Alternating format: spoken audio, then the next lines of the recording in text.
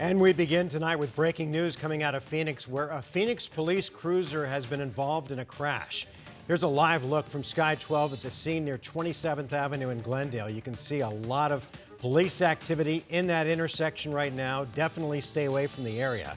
We're still waiting for official details on what happened, but you can see the police cruiser and then an overturned car. We've reached out to Phoenix Police for an update. We have not heard back yet. We'll keep you updated, though, as we learn more. The Maricopa County Attorney's Office says that a man who is a grave threat to the community will spend the rest of his life in prison. Good evening and thanks so much for joining us for 12 News at 10. I'm Kariba Devine. I'm Mark Curtis. 60-year-old Gary Cox was sentenced today after murdering his girlfriend, and he killed her less than 4 months after being released from prison for killing his wife. 12 News journalist Bianca Bono obtained court records in this disturbing case. She joins us live in studio. And Bianca, everyone's got to be wondering when they hear this, how did this happen? Yeah, Mark Caribe. Gary Cox was convicted of manslaughter back in 2001 and released in 2020.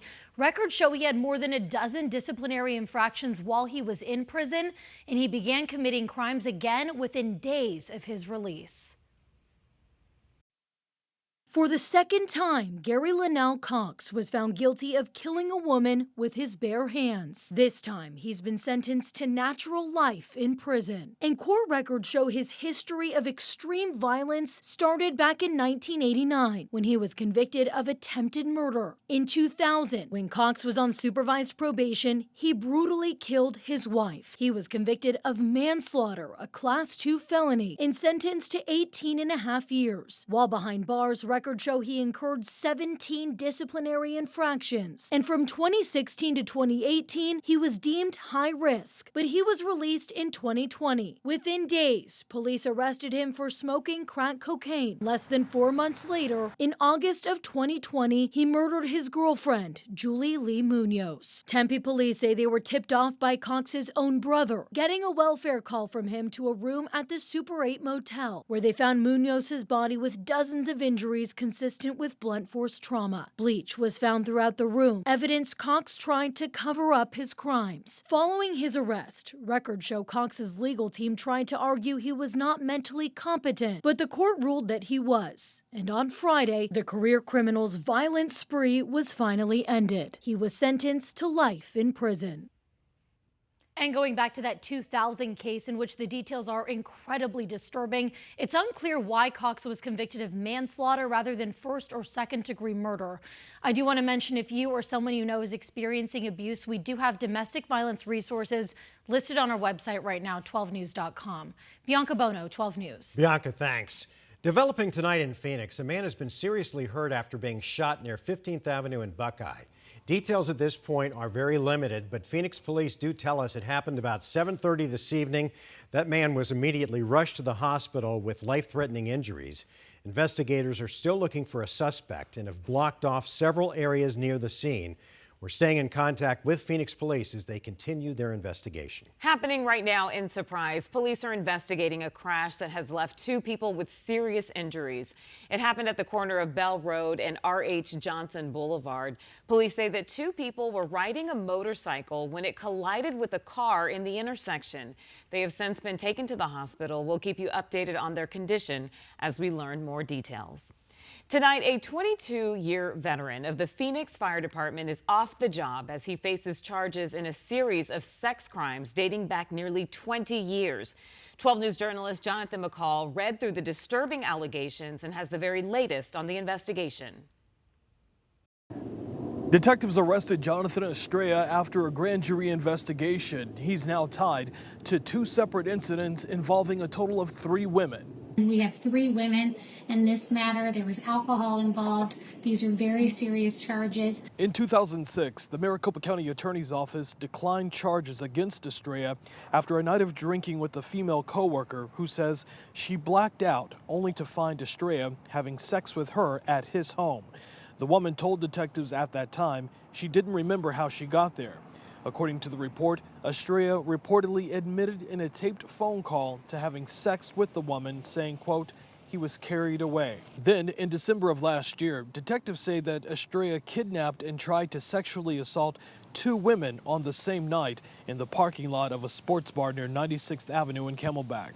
Detectives say in both of these incidents, Estrella got the women to come to his truck where he used his large body to block them from leaving. Investigators say with the first woman, he wanted to talk to her about his wife, who was also her student. Estrella reportedly reclined the seat of his truck, put his hands under her dress and up her leg. Not knowing about the first incident, the second alleged victim says she suffered bruising from Estrella putting his hands up her dress and rubbing her legs. In both instances, detectives say that interruptions prevented things from escalating. Detectives say that all 3 are co-workers. In a statement to 12 News, Phoenix Fire says that, quote, Mr. Estrella has been and remains on administrative leave at this time. The Phoenix Fire Department takes all allegations against our members seriously as we strive to serve the community with the highest level of customer service.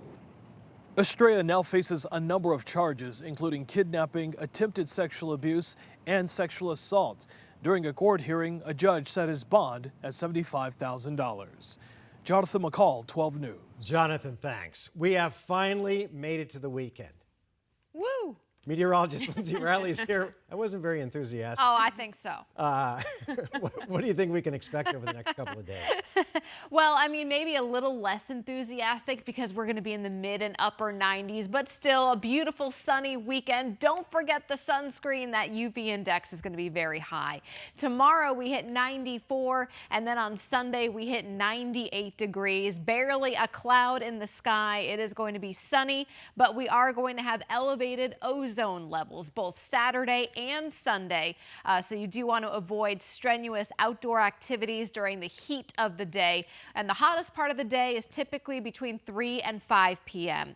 Poolside forecast 10 a.m. tomorrow. We start off at 80 degrees. By noon, 86. We'll cross over into the 90s between 1 and 2 p.m. Not as breezy in the valley tomorrow as compared to today, but we will make it to the mid 90s. Then we have some upper 90s, and we'll let you know if we strike 100 coming up in your full forecast. Mark.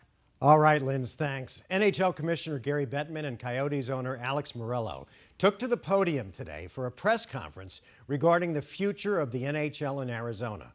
The pair also talked about the decision to sell the hockey side of the franchise to Utah Jazz owner Ryan Smith. 12 Sports journalist Cameron Cox is here to break down what was said. And Cam, a lot was said, but a lot wasn't said. Let's face it. Mark, it was a very interesting press conference, to say the least. And let's just start with this and get this out of the way. We shall return. Those were the last words from NHL Commissioner Gary Bettman and Coyotes owner Alex Morello, both adamant. They're not abandoning the Valley. Hockey isn't dead here, and they got a plan to bring it back. But it was a weird 45-minute press conference. Morello was stumbling to find the right words, leading to Bettman really having to clean it up, interrupting and correcting him a few times. This deal came together in about 5 weeks. The two sides agreeing it was unfair to keep Yotes players playing in a college arena. Plus, the team has been losing a lot of money, and there's no guaranteed new arena timeline. The Coyotes franchise is now inactive. Over the next 60 days, they're going to reassess all the staff here in the Valley. Morello's going to go forward with that June 27th auction. The sale gives him a 5-year exclusive window to reactivate the franchise if an arena is built. The most important and critical thing we have to do now is win that land auction June 27th, and I have full commitment that I will win that land auction. I'm sorry things got to this point.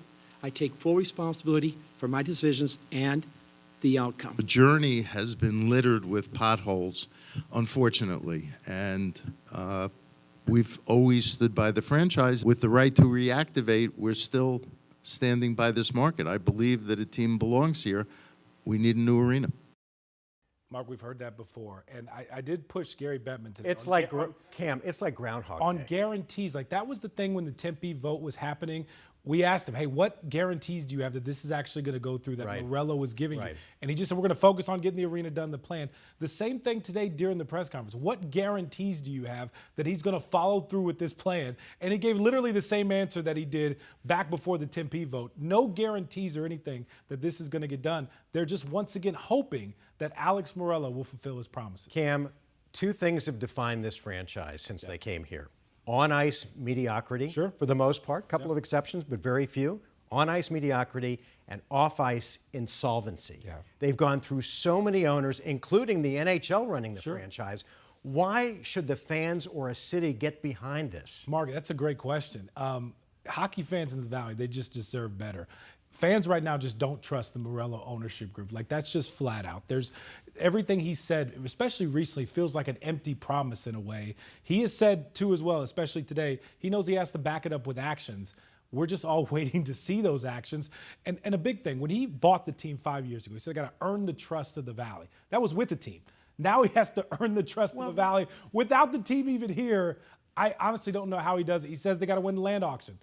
Prove it. Like, let's see it. Right, and not just that, but I think that there are some owners, and I don't really have a good gauge on Morello, who believe that if you have the backing of the NHL or the NFL, you don't have to put a lot of money into the team because the fans will come because it's simply the NHL. But fans here they're tired of these rebuilding years. Yeah, because that's all we've heard, Mark. Morello says he's going to be committed to doing this. But what has he shown in the years? That's the thing, Mark. We haven't seen it. No guarantees from the league. He gets the first right to make all this happen. Once again, the puck, everything is in his court. We'll have to see if it can get done because right now there's just no trust with the fan base. All right, Cam, thanks.